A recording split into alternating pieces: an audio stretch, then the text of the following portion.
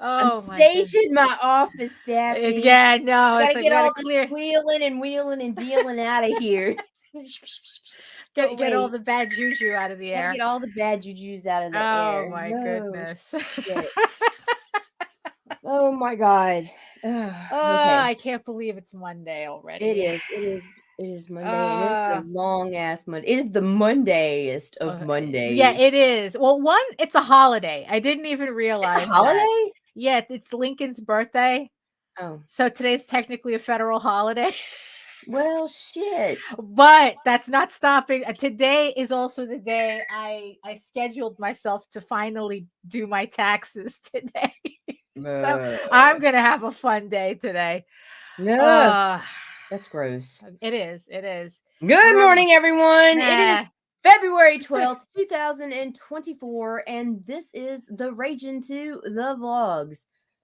We don't even know what that means, but no, well, you know, it's just it's a thing. We do it. You want to do it, Daphne? Absolutely not, but hit it.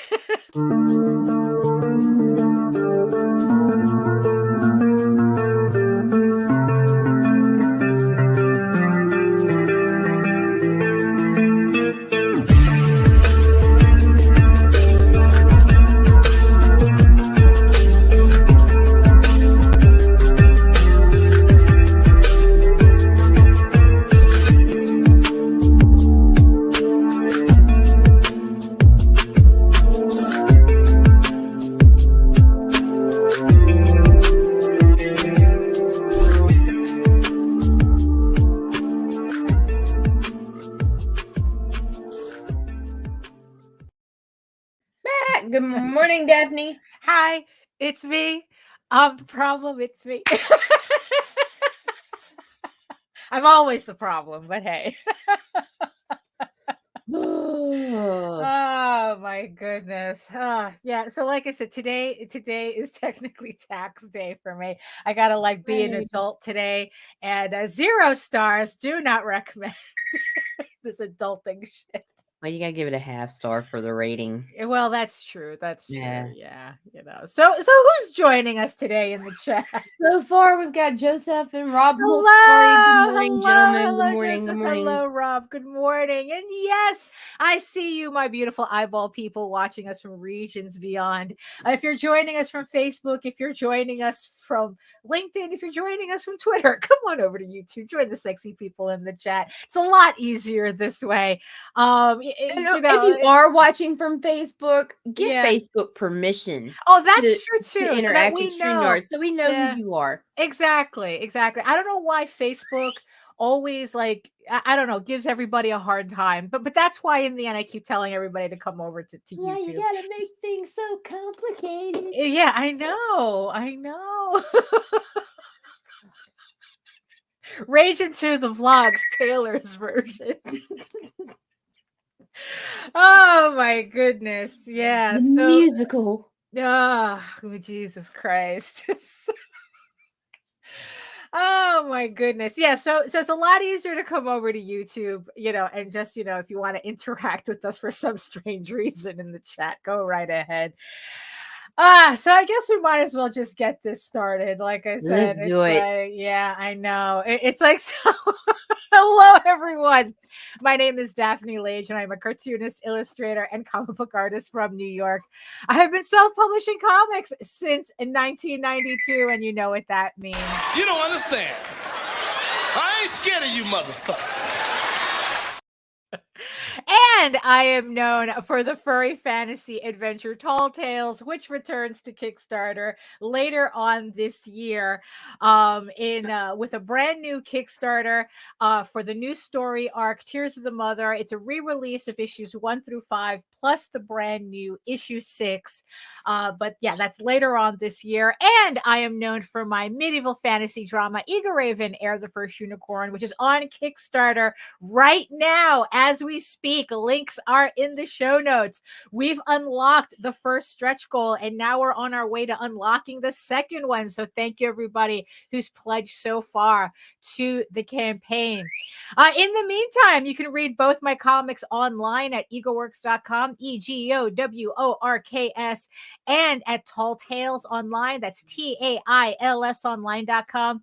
And you can check out all my videos, all 500 plus of them, on how I make my comics here on YouTube at my channel at Daphne Lage, Lage Art, which also simulcasts through the Indie Comics Network. So here to tell you more about it is Nita.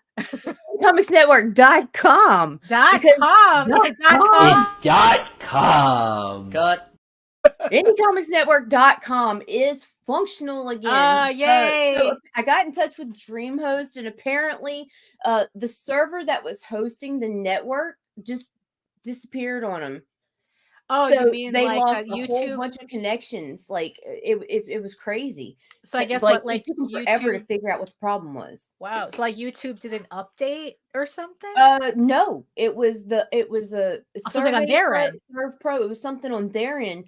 But when they went in there, they couldn't figure out what the hell was going on. They were like, oh no. The first guy I talked to was like, because it would show that it was redirecting, but it would not redirect. It would spin until it timed out, and then it would just go blank.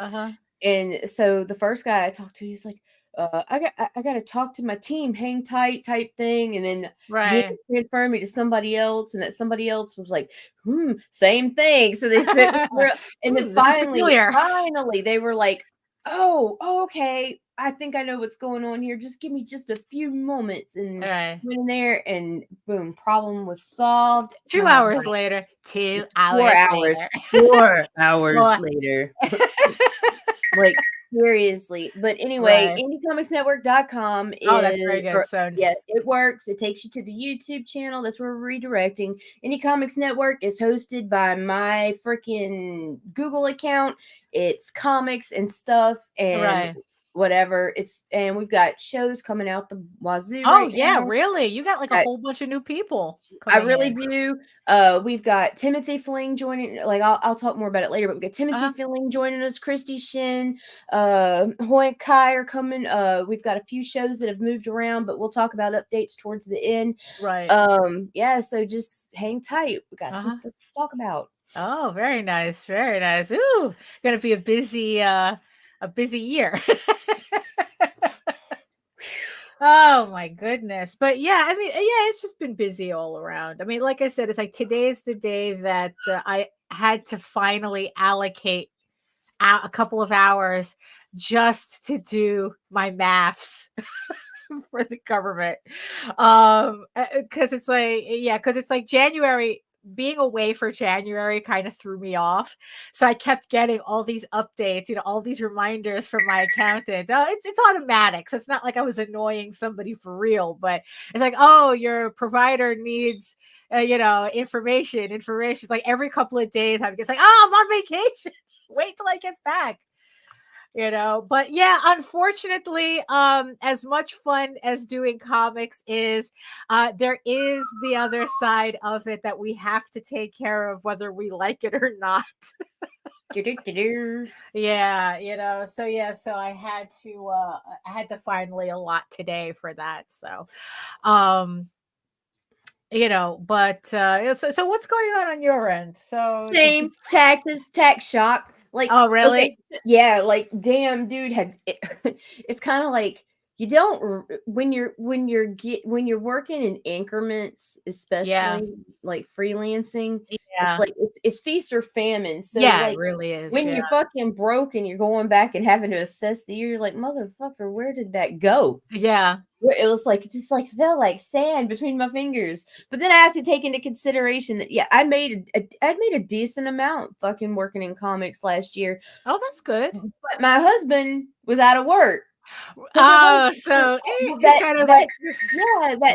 that extra a couple tens of thousands of dollars does nothing for us because it was covering the loss, which is great. It helped keep us afloat along with friends and family.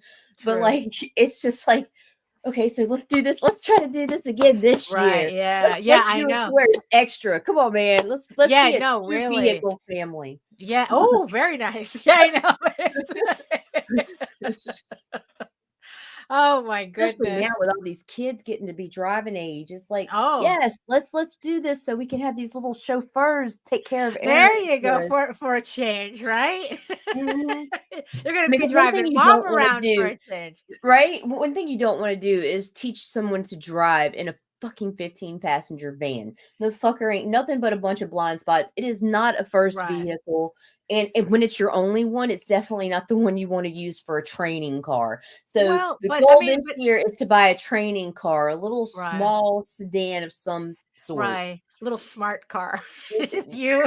Just something where it could be like, all right, if you bang this, no, it's something cheaper than a smart car. I'm talking like those things are expensive. Something like no, I'm talking way cheaper. Like I want a fucking couple $1,000, something that runs so that I can train a bunch of teenagers how to drive. Right. So it needs to be disposable. Disposable, but safe. Oh, you know what I mean? Yes, yes. I mean, remember when you could just buy a clunker for like $200 and like right. This now I need a parking lot car that can hit curbs, run into light posts, you know, survive a small fender bender or two. Right. I mean, it's like I don't remember like. It's like what's funny was that after I lost I was laid off from my job in 2013.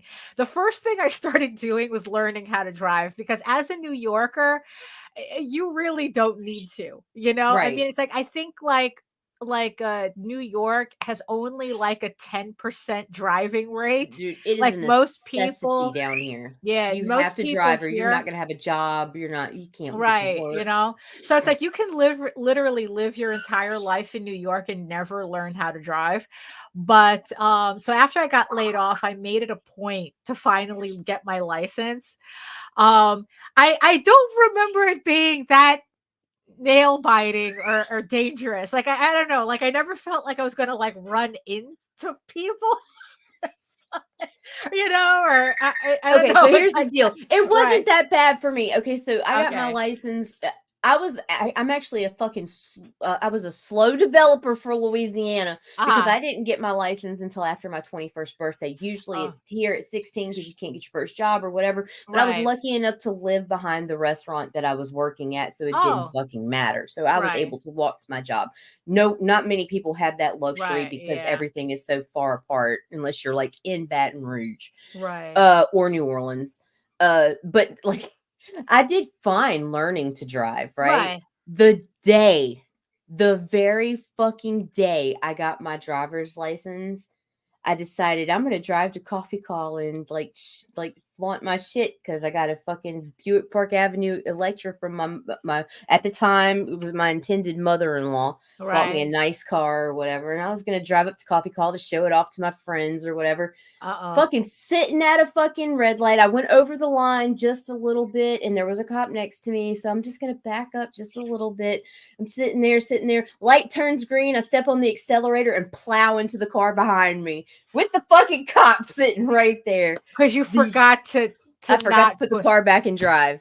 Oh no. My God. It was beautiful. It was fucking beautiful. I look over and I'm like instant tears and the cop is fucking laughing at me and pointing for me to go into the parking lot. Dude behind me had just left the body shop, got this fancy ass pearlized paint job that he had been wanting on his car for fucking ever. And because I was driving a steel frame Park Avenue Electra, it just fucking tore his front end apart. Yeah, it was just horrible. It was horrible. It's funny now, but oh my God. At the time, no. And then the cop was like looking at my driver's license and busted out laughing. And I'm just like, but the cool thing was is at the time my insurance company was offering first time accident forgiveness. Shit. So it's like it was all covered and whatnot, and I didn't have to pay out of pocket, and I just, but it was bad. It was so bad. Usually any damage I did to the car is because I was doing something stupid. Or no, not that I was doing something stupid. Rob is saying for real, living in an area that is a cluster of small towns, driving is a necessity. Yeah. Absolutely, you have to. No, it's like what I did was I misjudged the base of a flagpole, and I almost tore off my sister's bumper because oops. And this was what bumpers are for, right? Yeah, exactly. What's a bumper if you're not going to tear it off? And what's funny was that she had done something similar to it on the other side of the bumper, so I just finished the job, I guess. Jeez. Oh, it was stupid. But it's so I just now it's like, yeah. Oh my goodness. So what are the other things so today is tax day for me, but at least over the weekend I got a lot of stuff done. I converted more of my books into EPUBs so that I can I can offer them on, something that you could read on your Kindle too. So I converted Legend of the Silk Rose into an EPUB so I can offer that on the campaign. I just converted chapter 2 of the novel because Jaden just sent me the cover, so I put that together, so that's ready to go. Also over the weekend I finally got to test out my sound booth, i.e. the closet. Needs more foam. I had to put a blanket on one of the doors. Did you double your panels? What do you mean double my panels? If you take the egg crates and you face them into each other and put two together, no. and then it works a lot better. Really? Because it's like I don't think it really needs to do that. I really need to do that. I just need to put foam on the doors itself because my original idea, right? Because I have the computer on my nightstand. Right. So I get it recording and then I go into the closet to start recording. Hello, HR. Hello, HR. And when I realized that it was a lot better if I actually closed the door. So I was like completely in the closet. Right. So I had to put a blanket on the door to kind of like help, with that, because the door doesn't have foam on it. So in the end, I bought more foam so I can line the rest of the more of the closet. So that way I can close the door. But man, it gets stuffy in there really, really fast. Tell me about it. It turns into a hot box. Although what's funny is like the entire time I was remembering how like Aretha Franklin, she needed, for her to sing, she needed the temperature of any space that she was in to be at a particular, I forgot how high or low it had to be. I think it was a little on the warm side, or else she wouldn't sing. Because, and then it's like, I was kind of realizing, it's like, well, maybe this is not that bad because, I guess it worked out because when it gets hot, it makes me tired. And it's usually when I'm tired that I feel I have the better voice for recording. It's soothed and sexy. Right. So, and then it's like the other part, right, was the standing, because of course it's not like a closet like yours. It's like, so in the space that I have, I can put a chair in there, but it's too noisy. So I have to stand. And what I realized that when doing recording, I could only do it for about a half hour at a time. And then I have to get out of the closet. And then it's like, okay, so it just gives me a chance to kind of mess with the computer a bit, make sure everything is recording all right.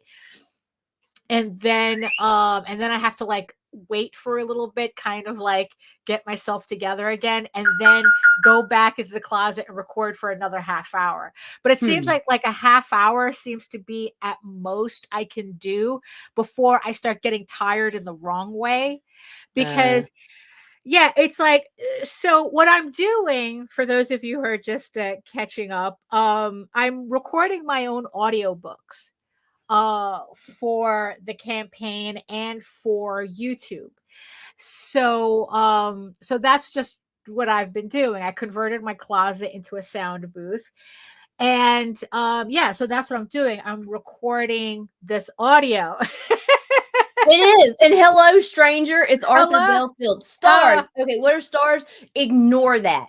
Just ignore it. I can't figure out how to take it off. It's some kind of it's automatic. It's an automatic monetization through Facebook. I'm not interested in collecting stars. I mean, if you want to give them, but it takes forever and they withhold them because of my language and my attitude on Facebook. Right, which is funny. Like I have $300 worth of fucking funds sitting at Facebook right now because Facebook is like, we're not paying you right now because you didn't comply with our laws or whatever. Right. And I'm like, whatever rules we're making up at this moment. Yes, whatever rules we're making up at the time. So, like, if you guys want to show us some support, we do have super chats and super stickers. Those are most beneficial to keep us flowing on the network. And I'll let you know when Facebook decides to release my fucking money. Yeah, no, that is so it's no, that is ridiculous. Hello, good morning, everyone. Good morning, Tim, Matthew. Hello. Okay. I'm sorry, Daphne. I just wanted to clarify that because I'd rather people not send it there. Oh, right. Well, that's true. Yeah, you know. So I lined my closet with foam and whatnot, and I used some storage boxes. I tried to do this as cheaply as possible. Right. You know, because it's like I had the only thing that I really had to buy was the foam and the tape, the double-sided tape to stick the foam in the closet. Also, it gave me the opportunity to get rid of stuff. So just so I could empty out this space. So when recording audiobooks, right? Because it's not just about, oh, you're just reading into a microphone, right? You have to this is why I'm stupid by the end of every vlog, Daphne. Right. No, well, this is why I only do it for a half hour at a time. And it's not closed. There's the door has a crack in it. You know, it's like, it's not. Rob is saying if you're recording with the door shut, you might be getting tired from filling the closet with carbon monoxide. Not saying it's dangerous levels, but confined space, limited optionals. I think it's more carbon dioxide. I think that's in that closet because of my yapping. But either way, I could only do it for a half hour. It gets hot in there anyway. I just try to do it as cheaply as possible. And and so it's like, so recording an audiobook is not just, you know, you're yapping into a microphone and calling it a day. You have to read whatever it is you're reading in a certain cadence, so that one, you're not rushing through the words and you are saying your words clearly. That's, you know, it's like, it's not for me. You know, so it does require also, what makes it tiring too is that it requires a lot more concentration than when I was just lying in bed reading my story to Nita. You know, it's like But are you doing the voices like you did for me? Yes, I am. I do not want to take away that source of enjoyment from people. You know, so it was a lot harder than I thought it would be. I thought that it would just take me like an hour or so to do. That thing took me all day, because about every half hour I had I'm out, I'm in, I'm out, took a nap, in, I'm out.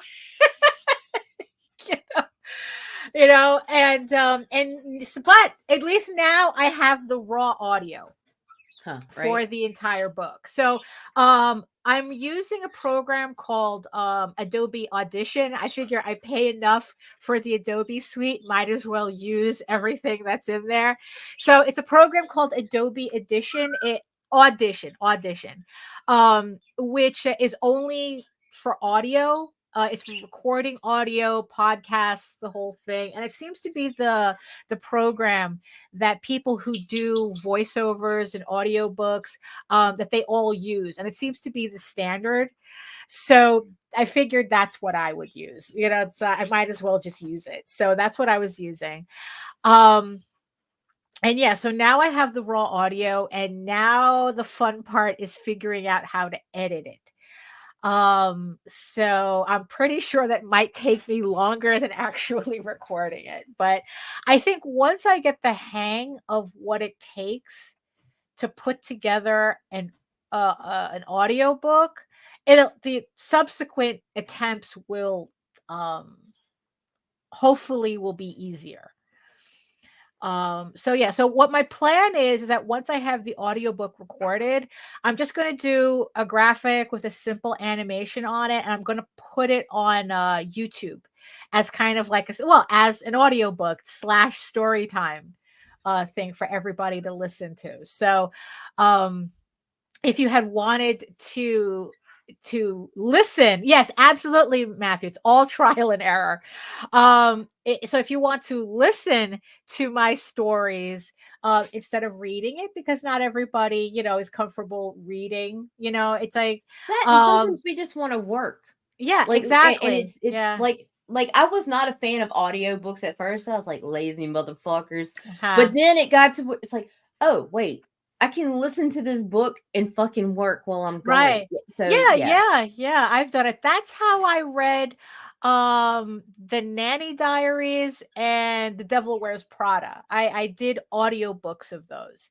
And then I was like listening to a lot of Henry Rollins spoken word and what's his name? Sedaris. I know his sister's Amy Sedaris. I forgot the brother's name. He did like a whole series of books. I forgot his name. David Sedaris, I think. Yeah, David Sedaris. And I was listening. So yeah, so I was like listening to those books all the time.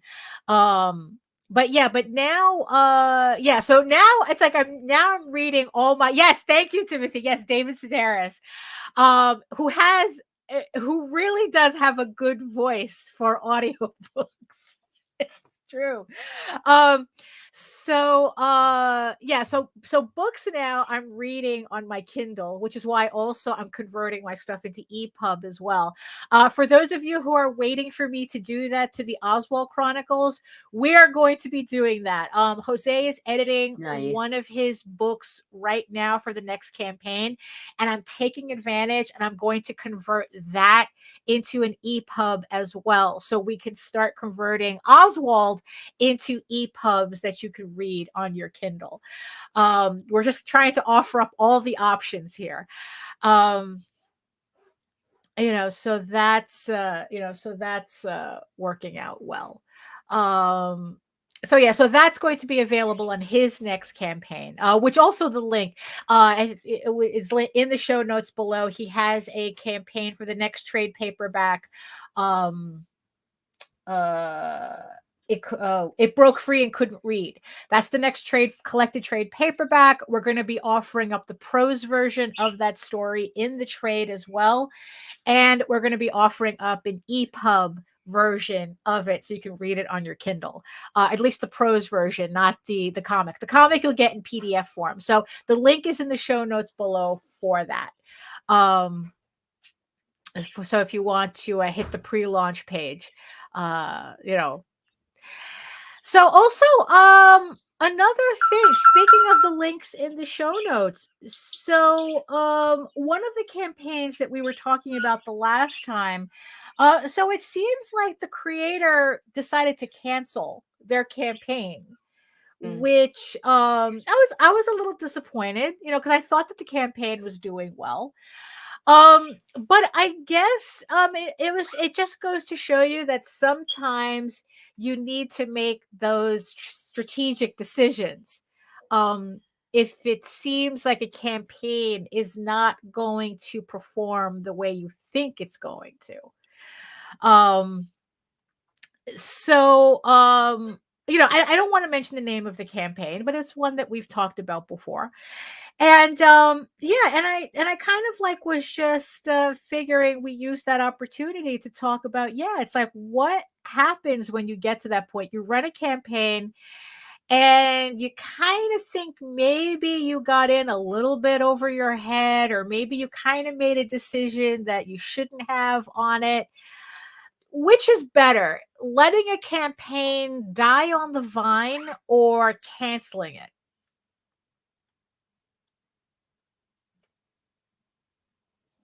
Okay, I'm gonna go with canceling. Both suck. Oh, no. Canceling's worse? No, canceling is better.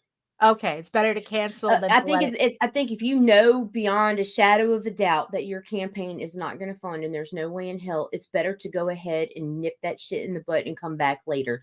And here's why: because with failed campaigns, you, especially in this case, there were successful campaigns before. Okay. So when you have a history of successful campaigns and all of a sudden you have a failed campaign, it becomes rather sus. Like, did people get your product? And then all of a sudden they're like, forgive my terminology because I hate some of the words I have to use, but this is how it goes.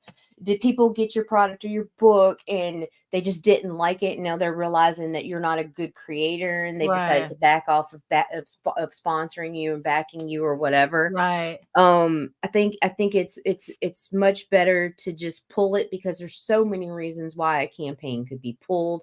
It could be simply because they saw they weren't going to fund. It could have been family issues. Right. It could have been issues with the print or with your potential printer. You might have had a delay with your artist. There's a bazillion different reasons why you canceled your campaign. There's only one reason you fail it. Oh, well, that so it's just so it's a better look to cancel. It's a better look to just pull it. Yeah. I think so. Right. But I guess the thing that we kind of have to keep in mind is not getting to that point. Right. It's kind of because yeah, it's like I don't know. It's like because me and Jose are constantly talking about this, but like I just feel that it's really important to study your campaigns. I mean, we were talking about this on the last show that it's like to be realistic with what your books can achieve because the numbers are there. Kickstarter gives you the data, so if you're able to kind of like circumvent anything that would cause you to have to cancel a campaign, it's best to figure that out before a campaign. Right, for sure. Always. Because the things the thing that I see, right, that I see sometimes is people confuse the Kickstarter goal with how much you need, not what you can raise. And I'm not saying that this was the case with this one. I mean, like I said, anybody can cancel a campaign for any reason. I mean, we've seen people cancel campaigns because they literally had deaths in the family, when a campaign happened and they couldn't deal with two things at the same time. So they had to cancel. So yeah, it could be anything, right? But but one of the things though is that I see is that people confuse their goal for what they need to pay for a book, not what they can raise. Right. And what happens is that could be a reason why you would need to cancel a campaign, because if your campaign for like even for like if your previous issues only make $1,000, you can't set your goal at 3,000 and expect to reach that. Right, because you have, I mean, it's possible, but the pattern anything is possible, but you really need to follow the patterns. Right. It's like, because that's true, because it's like, because that's what happened with Krista when she was doing her book, Sky of Thorns. All her previous campaigns did like around like 3,000 or something, and she wasn't expecting her next campaign to do any different. Well, this is the pattern. This is what I'm planning for. Her campaign, her latest campaign ended up making 25,000. Good for her. Well done. But it was definitely not what she was expecting. Right. And the ironic thing about that is that, yeah, that's a problem we would all like to have. But I also got to see the problems being successful also created, because she made production decision based on only making $3,000. And once she made 25, it threw her entire, well, unfortunately, like the decisions that she made that would have made sense at 3,000 didn't make sense at 25,000. Right. But at that point, it was too late to change anything. So being successful at a Kickstarter can have just as many problems as not being successful at a Kickstarter. But my point being, though, is that she didn't just decide to set her goal at $25,000. You know, she saw the pattern that she saw her previous campaigns do. She set her goal accordingly, and then it exploded. Oh, Paul Gomez, how many people do research? I've talked to so many new creators that say, why should I do interviews? My books will sell on its own. Oh, sweet summer child, right, Paul? It just makes me go, oh, cute. My dear, you're so adorable. Your heart. Bless your heart. I mean, it's like, look, unfortunately, that is unfortunately, that is something that we also see a lot of. It doesn't matter if I have a social media presence. Back in the 90s, we didn't know these people personally. Bitch, ain't nothing like the 90s anymore. Right, no. You ain't the next Image Comics. You ain't the next Wizard Magazine. Yeah. You're just not, right. I'm sorry. Call me the Dream Killer, whatever, Ball Crusher, whatever. It's fine. I'm okay with this. Right. It's just a fact. We can't do things the way we used to because it doesn't work anymore. Right. Do interviews help? Yes, absolutely. But they are not the end all be all. You need a strong social media presence. You need a fucking mailing list. You need your audience to follow you. It's just like, I cannot stress it enough. I cannot, like, and the people are like, oh, well, we don't need that. I don't need to do that. Right. Okay, bitch, don't. Then don't. But you'll get to see what that means. I mean, so Paul had said this, oh, my work will sell itself. Yeah. Unless you're building a mousetrap, your work will not sell itself. No. You build it and they will not come. I mean, this ain't Field of Dreams, bitches. No, it really isn't. It's like, no, it's like the only people who can say they don't need, it's like Coke doesn't need to advertise. When was the last time you saw an advertising for Coca-Cola? Probably during the Super Bowl yesterday. Right, but that's I don't even know. But that's probably like the Christmas. It's not, they do the Christmas, stupid polar bears or Santa or some shit. Right, but it's like, it's not like Coke needs to be in your face all the time, right? Because they don't need to. They literally do not need to run advertising. They literally don't. No, Paul. We didn't kill your dream. No. What it is that we just want everybody to realize that it's like, that when it's like, there is no, it's like build it and they will come. It's like, you need to study the numbers that your campaigns are generating for you. The information about how your books sell is in your numbers. Kickstarter very generously gives you those numbers. You can come up here with one of the fucking best illustrated comics ever seen, perfectly written. You got the king of lettering, and it's perfect bound and fucking the sexiest paper and pages and perfect fucking colors you ever want to see, and you cannot expect it to sell itself. At the end of the day, you still have to work. Right. So on to the last, I'm trying to remember something from the last show. I was talking about YouTube. Right. So social media, right? Mm-hmm. So the thing is, though, like, social media is such a weak spot for me. I mean, it's tiresome. We all hate it. It's like, yes. I was just making it up as we go, Matthew. Right. But you see, I think that proves the point, Matthew. Coke doesn't need a commercial. They don't need a commercial. You don't already know what Coke is. Yeah, it's like you already know. You thirsty, you're going to buy Coke or various Coke products,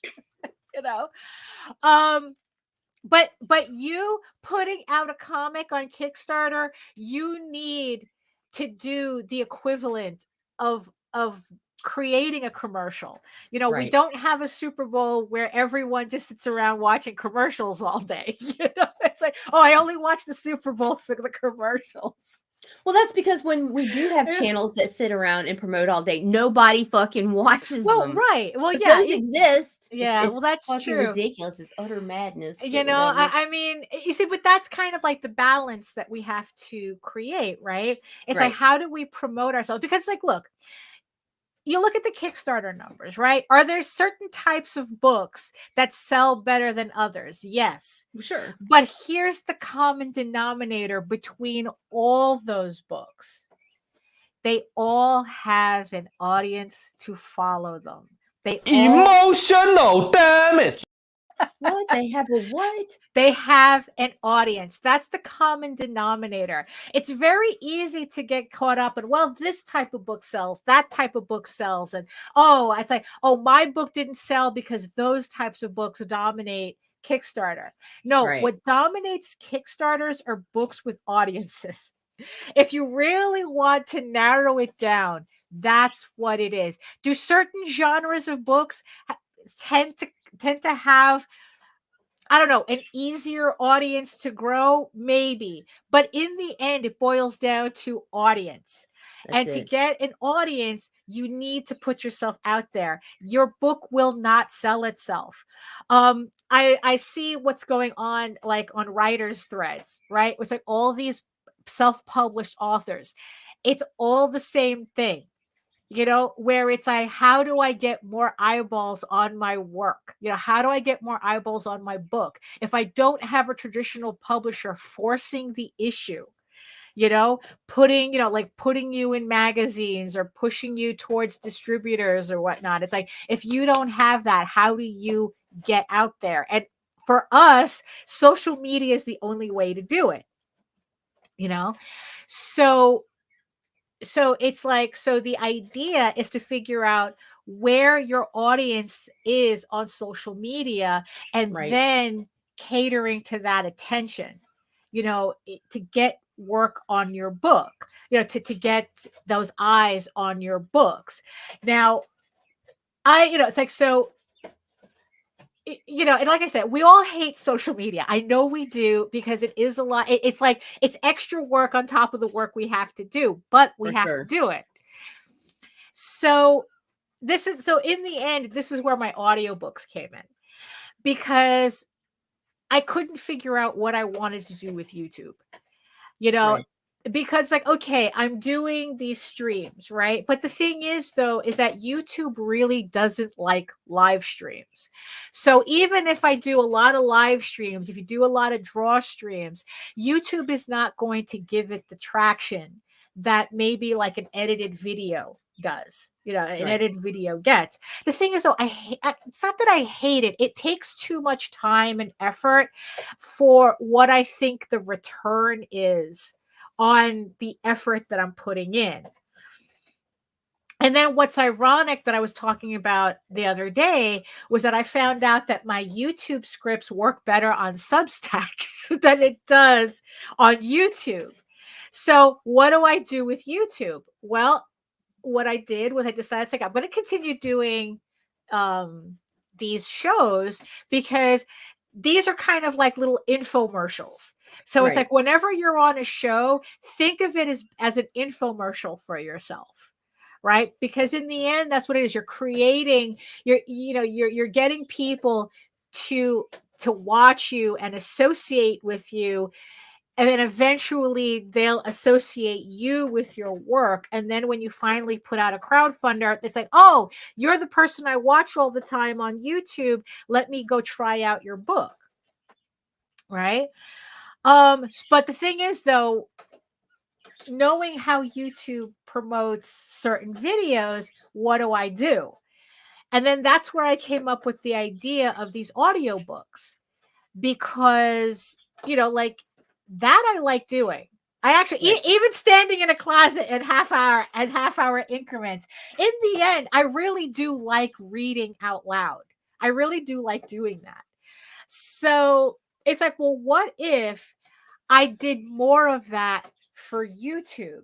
I created these kind of like story time videos where people can just listen to in the background. They're long enough to get it's still considered a video, and they're long enough to get hours, right? The watch Right. hours, right?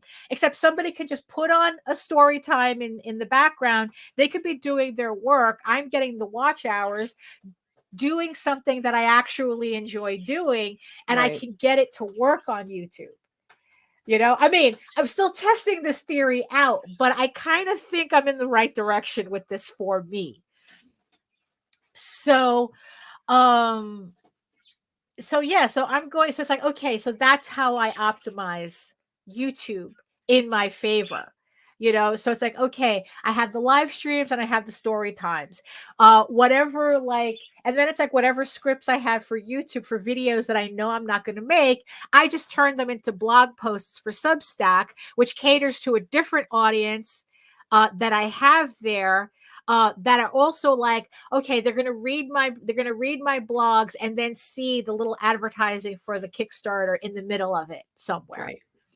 You know, so your book will not sell itself in the end. That's what it boils down to. It's like so when you're looking at your data on Kickstarter, again, it's like, especially if you have a starting book, I know I'm probably repeating myself from the last show, that it's like, again, you have to look at how is how we learn. Well, that's true. That's true. You have to look at what the pattern your book is creating, and then that's the pattern you have to follow, not what you wish the pattern is.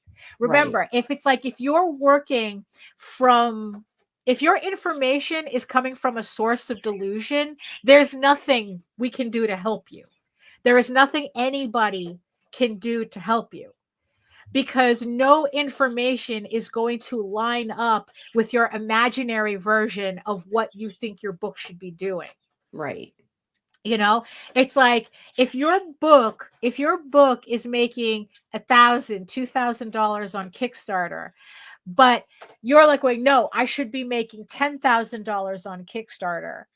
Well, the problem is that how do you get your $1,000 book to all of a sudden make 10,000? You know, you setting your goal to 10,000 doesn't force that jump. If you only have an audience that can support you up to a certain financial point, you know, so how do you build that audience that takes you from 1,000 to 10,000? Now you say that's the trick. Networking. And how do we network, people? Through social media. Well, yes. Yeah. Through mailing list. Yeah. You know, I mean, and that's kind of the thing. Those people are not going to just show up. No. You know, and here's the thing. It's like, I was talking on Friday about the fact that my mailing list was so frustrating to me, because I had 400 people who they purposefully signed up for my mailing list, but they would not engage at all with any of my emails. So it's like, what if you have an audience that doesn't respond to what you're doing? They obviously have an interest in what you're doing, but they're not responding to what you're doing. You know? And then, like I said, then that's when I realized a lot of people were moving over to Substack. And then that's when I realized it's not that well, that's true too. Yeah, you network by conventions, and whatever you need to do to network and create. The thing is you need to network in order to network, you need to do a little bit of everything. Yeah. And it fucking sucks. And I'm sorry, but it just work. But that's just how it is. Right. It really is. It's like, if you need to go to your local comic book shops, you know, and get to know the people there, make that effort, and you know that that's where you want to be, then that's what you do. I mean, yeah, if you want to build your audience at conventions, that's what you do. Me, I'm the opposite of that. I could care less about comic book shops, and I don't like conventions. So I'm left with social media, you know? So it's like, so you have to adjust your expectations accordingly to what you're willing to do. And in the end, that's what it boils down to. What are you... Paul is like going beg and plead. Well, you see, that's the funny thing, Paul. That's the funny thing. Because you want you want to get people to see your book and to know your book, while at the same time not crossing that fine line to where it looks like you're begging and pleading. You know, I mean, because that's the thing. Are people always looking for books? Absolutely. Right. Do people want to be annoyed by people selling books? No, not I will send you to Jesus. No. You know, look, you're buying a car, right? Right. You don't need the salesperson to be all up your ass about it. You know, that's why we associate these obnoxious behaviors to used car salesmen. It's like, look, I'm here for a car already. You know this. You don't need to like get all, but they do that, right? So, oh yeah, it's like Matthew Page. The work you put in is sometimes equal to what you get back. Sometimes. You know, it's like, yeah. But look at it like this. When you do put in more work, the chances are a lot higher that you're going to get more back. The odds are in your favor. Yes. It's like it's like you're going to get more trying. You're going to get more back trying than if you did nothing. Right. If you did nothing, you're definitely not getting any. 100% you're getting nothing. Right? What is that Wayne Gretzky quote? It's like you miss 100% of the shots you don't make. Right. Right. So right. It's like so you know, so it's like, yeah, so if you do nothing, you're definitely going to accomplish nothing. If you do something is going to happen. And remember, even a negative reaction, even a negative response is a response, because at least it gives you something to that's information that you can use. But that is not the same as all negative publicity is good. Oh, like all good, not the fucking same. That is the same thing. Farce here. That is a farce, especially in comics. Negative is not good for you people. Right? It's not. You know, so it's like, yeah, you kind of, so you kind of have to be strategic as to, okay, so what do you want to know? How do you want people to know you? Right. You know, do you want people to see you as the enthusiastic creator who loves what they're doing and wants to share that work with you, or the angry little troll man yelling under a bridge? Right. It's like, which do you think will kind of get you people an audience that stays? Hey Pixel, you know, what gets you an audience that stays? You know, so it's like, yeah. So the thing is, so it's like, yeah, you have to make the effort on social media. You know, it's like whichever platform works for you. It's like, yes, they say, you know, stake out your claim on every social media. Yes, squat your brand everywhere. But really grow the ones that are growing for you. Right. Don't worry about the cup of dirt. That's just a cup of dirt. Worry about the ones that the oregano is sprouting out of. Right. You know, using that, you know, it's like those are the ones you take care of. If you do better on Facebook, that's where you concentrate your effort on. If you do better on Substack, stick, you know, like also add. I would always suggest having more than one, because we have seen it to where social media sites have basically dropped off the face of the earth overnight. Yeah. So my recommendation to people is, yes, pick your strongest platform and put your focus there, but find one or two others that you can grow as well. Right. Yeah. For me, it's YouTube, Facebook, and Blue Sky. Right. And for some people, like, and also try to remember to keep them separated in the sense of, if you're strong on Facebook or Instagram, pick one of those or the other, because they are technically both the same fucking thing. Right. If one of those ships sinks, the other's going to eventually sink too. Right. I mean, because we saw what happened with Twitter. It was, you know, it's like, all of a sudden, overnight, a lot of artists found that they couldn't, that what used to be their biggest platform, it's slowly growing growing, and I really think it's going to be one of the stronger platforms. And if you're like an invite, I have plenty of codes. Oh no, it's open. It's open now. Open now? Oh, it's open Why now. are they still giving me codes then? It's like, stop giving me your fucking codes. Yeah, now, Blue Sky is now open to the public, so you don't need to have a code anymore. From what I can, and if nothing else, Timothy, get over there and squat your name and brand. Right, but what I'm finding is that Blue Sky is doing better for me than Threads. Yeah, and and it's like I'm kind of treating everything Threads, better than Twitter is now. Even though definitely amazing. But it's like you have to build your audience. And the only way you can really do that is to have a realistic expectation. Thank you, Tom. If you have to have a realistic expectation as to what your book actually does. To say that, oh, I'm going to be the next image. What does that mean? What do you mean by that? It's like, are you a collective of 5 artists who had 10-year careers at Marvel before moving out on their own? I mean, it's like, is that what you mean? Selling 1 million. Are you telling me you had a book that sold in the mainstream for over 1 million copies? Oh, okay. When you say you want to be the next Stan Lee, it's like, what does that mean? Did you have an uncle that gave you a job at a publishing house that made comics already when you were 15 and you worked your way up from delivering coffee to, to working with editorial? Is that what you mean? Being the next Stan Lee? Is that what you're doing?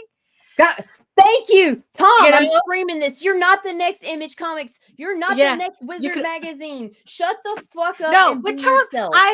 Exactly. Tom says, stop saying I'm the next, and instead be the only you. Thank you. Yes, it's like, and that's the thing. You're the only you. Be the best you. Don't worry about whether you're the next something. Why do you want to be behind? Why do you want to be? Why do you want to be the dog behind the lead sled dog? Right. The view's not too good. You're going to be chasing an asshole your entire life. Exactly. So it's like, it's like there's only one of you. Are we doing similar products? Yes, but you're the only one doing the thing your way. So you have to, so that's what you have to concentrate on, so it's like, so put aside the delusions, look at what your effort is actually doing and build from there. Remember, 75% of us were making 1,000 and 9,999. It's a big crowd. You're not alone. It's like, so you have to build your, okay. Tom says, way too many people worrying about other people doing their own thing. Every minute you spend worrying about that guy is time lost on you. It's true. Amen. It's true. It's like, look at what you're doing and build from there. It's like, okay, look, it's fine. Everybody wants to have that 10,000 campaign, the $10,000 campaign. Me too. I would love to have one. But the thing is, though, how do we get there? Okay. And what I found, you can spend your time complaining about not being there. Right. Or you can, or you could take the information you have already and build from there. Because also here's the thing too. If what you're seeing, because this is also a mistake that I'm seeing. Stop hitting on my girl. I can stand his ass. What I see a lot of people doing, right, is that they're doing the book they want to do, right? Seeing that it's not giving them the result that they want. They go into a panic mode. Sure. And they think they have to change their entire trajectory to chase a different book that they don't necessarily want to do, but they think that they have to do that. Pixel, I think I got really lucky with the campaign, with the timing of my campaign. Right place, right time. We're less than $500 away from 20K right now. It happens. Yeah, exactly. Yeah, man. Congratulations. Congratulations. And sometimes it's just luck. Sometimes it really is being at the right place at the right time. And congratulations when it happens, I mean, really, Go home, Tom. Go home. So I see people going through this panic mode. It's like, oh my God, I have to do this type of book in order to make money. Right. But that's effort you're going to be taking away from the book you really want to do. Right. And it's like, and is that really what you want to do? Well, I guess that depends. Are you in it for the money or are you in it for the love? That's when that factor comes in. So you have to make that decision first. Yeah.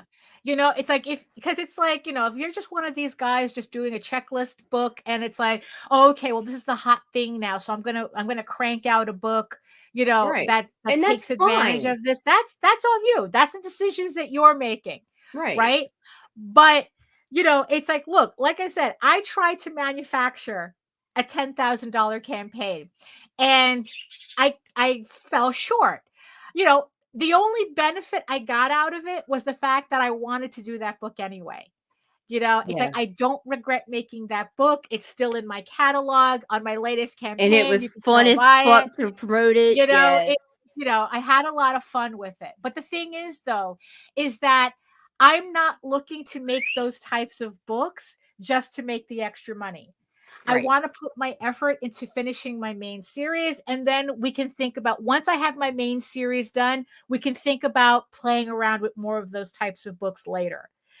But right now I have to focus. Oh, Tom is saying, I've done over a dozen different titles and each time it's because I wanted to do it, not because of a trend. Each one does its own thing in sales, but I wanted to do them. So that's okay. No, really. It's like, that's the important thing. If you see this goes, I've seen people flip out and announce they were canceling stretch goals and all sorts of stuff when their campaigns weren't performing to their expectations. You cannot do that. Like, people see the panic.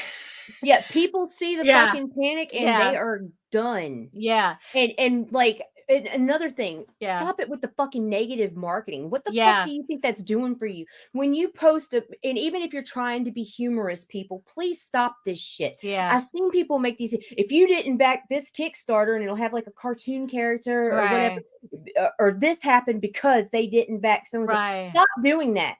People, honestly, like, even if you think it's funny, there's going to be a lot that that don't like that. Get turned off by that. They're turned off by it. Yeah. If you're or the people who go, make it positive. Yeah. Or the people go, oh, I lost $500 in pledges or something. And stop announcing your dropped fucking backers because people, then your brain goes, well, why did they drop? It's not going to be like, oh, because they had a financial burden. It's going to be, oh, because this guy must suck. Right. You've got to stop it with the fucking negativity. Yeah. Just stop. No, it's like you're not and it's so overwhelming right now. It's like I just want to scream at my fucking computer. Like 90% of the campaigns I was looking at this morning had something negative attached to it. Yeah. It's like, stop with that shit. Right. Yeah. It's like, look, it's like, I understand that it's like, thank you. It's like, I understand how sometimes we get wrapped up in like that self depreciation, well, it's like, you don't want to come off as cocky or anything. It's like, look, there's a way to advertise without coming off as cocky, but you don't have to cut yourself at the knees either. Yeah, when you're feeling like that, sometimes the best thing to do is shut the fuck up, share some fucking nice art out of your campaign and the link and go about your day. Yeah, you don't have to say a thing. If you're feeling all the self-pity and blah, blah, blah, fucking shut the fuck up, share something hot or awesome, and fucking put your link up and go. Right. Go because you know what? An audience, they don't want to hear you're disappointed. Nobody cares about your sob story. I'm sorry. Right. No, the reality of it. We all have fucking sob stories. Yeah. Since 2020, nobody gives a fuck about anybody else's sob story anymore. I'm sorry. It's reality. If I don't love you in my personal life, I probably don't care. Right. It's like, look, save the postmortems privately for when you're actually assessing. You're dead. Well, no. After a Kickstarter ends. That's what I'm saying. After it's dead. After it's dead and done. Then you assess everything privately, but don't make it, but don't make it a public thing. I mean, it's like I'm hoping that when I talk about, what I fell short on campaigns, it's more as a learning, a group learning experience rather than I'm lamenting. you know? So, Pixel, what did Pixel say? He said he wants to do a postmortem I want to do a podcast. postmortem podcast from regions beyond. We'll get Madame Leota to come out and oh my goodness. But I don't know. It's yeah. I mean, we can continue this conversation if people want to network. Keep it simple. Keep it positive. Fucking focus on that mailing list. Surround yourself with positive people. That's another thing. If you're with someone who's constantly freaking negative, that is going to be attached to you whether you think it is or not. Right. Yeah. I mean, and in the end, it's like your book will not sell itself. Right. Yeah. It's like seriously discussing what worked and what didn't work. Right. I mean, because it's like I said, it's like everything that we talk about is mostly from our experience, but the thing is that our experience is different from everybody else's. What worked for us may not work for you. What worked for you definitely sometimes doesn't work for me either. It doesn't work for me. So, it's like just because we say something doesn't mean we're saying, oh, this is how it is. It's like, no, well, this is how it is for me. Right. It's like, well, it's like, my campaigns do a certain amount. This is what it is, but at this moment, I'm more concerned about finishing my series than whether I get a $10,000 campaign or not. Am I still going to like put out streams and videos and, do what I can on social media? Yes. But I'm at a point now where my goal is to finish the series. Yeah. Oh, Pixel, I'm working on a calculator for Fund My Comic to help people stop underestimating their expenses. That's true too. Very good. Very good. Yeah. Because that's the thing. I mean, in my case, I can afford to get away with, I guess, lesser performing campaigns because I do everything myself. Right. But I know that it's like when you have to pay out for everything, it gets, hey, Connie, things are always more expensive than you expect. Absolutely. Yes. So the expectations are going to be different when you're paying out than if you're doing everything yourself. But we can save that for another show. But my taxes are waiting. My accountant is like going, shit. So much fun. So, do you have any final words? I got a couple of announcements real quick. Don't forget, Christie Shinn's lunch hour is coming to the Indie Comics Network. That'll be at 3 p.m. Eastern on Wednesdays. Beginning February 21st, we also have Timothy Fling joining us. He will be bringing the Creative Cranium to Indie Comics Network. That will be starting February 16th. He'll have a special, the Creative Cranium 50th episode spectacular, The Night of 1,000 Stars, February 16th, 10 p.m. Eastern. Also, we have Fyke It, Let's Draw is moving to Tuesdays at 4 p.m. Eastern to make way for our newest show from Hyde Herman Studios Art Stream. It'll be hosted by Hoi Kai.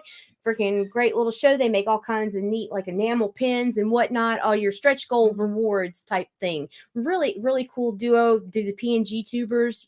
Freaking awesome. So you guys be sure to tune in. We got a bunch of stuff coming.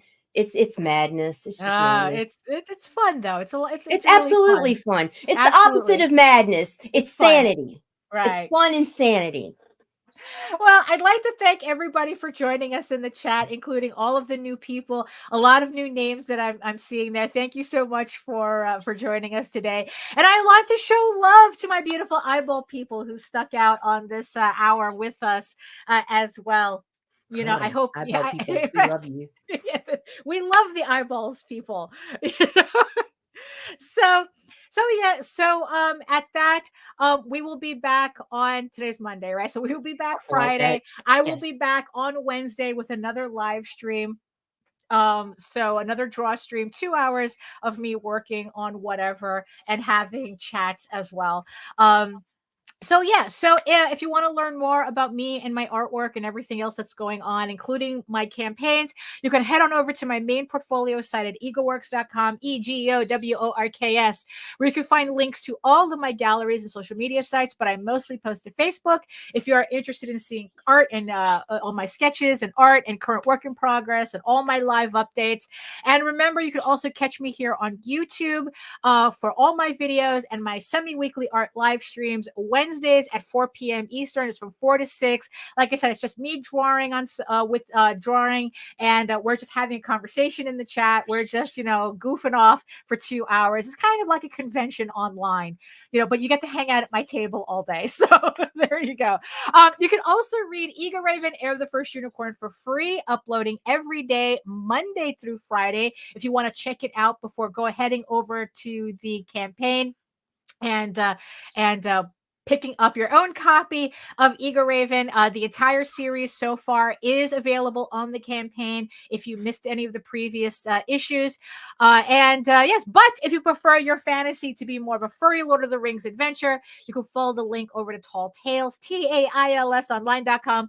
And not only can you read the first 20 issues of Tall Tales for free, but you can catch up on the latest story arc, Tears of the Mother, which is also currently uploading Monday through Friday. And remember, Tears of the Mother will be returning to Kickstarter later on this year with a re-release of issues 1 through 5 and the brand new issue 6. So thank you so much, everybody, for joining us today. I hope you guys have a better day than I am going to have today with my taxes. And in the words of the ancients, eat your food, moisturize. Moisturize, do your taxes. No, it's like eat your food. Business. Yeah, eat your food, moisturize, mind your business, and do the work. Because when you actually do the work, you never have to fake any of your accomplishments. Thank you so much again, and we'll see you next time. Toodaloo.